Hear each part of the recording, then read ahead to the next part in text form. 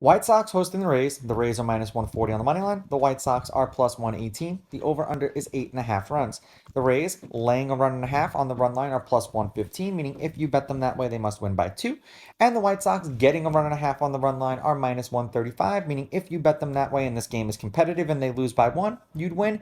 Or if they win the game outright and you bet them like that, you'd win. Now, Eflin and Giolito both pitched against the opposing team.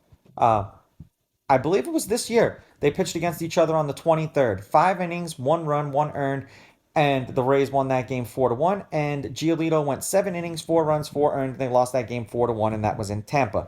Now, I was not expecting the Rays to explode offensively the way that they did yesterday, but good for them. Now, head to head, the home team is 6-4. The Rays are on a 4-game winning streak. The Rays are 6-4 against the White Sox in their last 10. The favorite has won the last 5 games. The favorite is 8-2 on the money line. The underdog, getting a run and a half on the run line, is 7-3. There have been 6 one-run games in their last 10 meetings. The game that happened last night was a complete outlier. The over is 5-4-1 in their last 10, and the over/under at 8.5 runs is 5-5. The game that they played last night, and I'm very happy for my birthday buddy there, McClanahan, for getting the win. They won 14-5. The game before that, the Rays won 4-1. The game before that, the Rays won 4-3. And the game before that, the Rays won 8-7. All of those games were this season. Now, in the Rays' last handful of games, they're 2-2 in their last 4, and they're 7-3 in their last 10.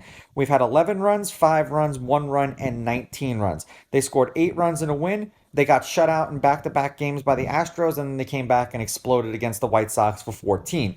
Now, for the White Sox, they are doing atrociously. They are 1-9 in their last 10. They've lost their last 8 games. They're 0-4 in their last 4 games. They're actually 0-8 in their last 8 games.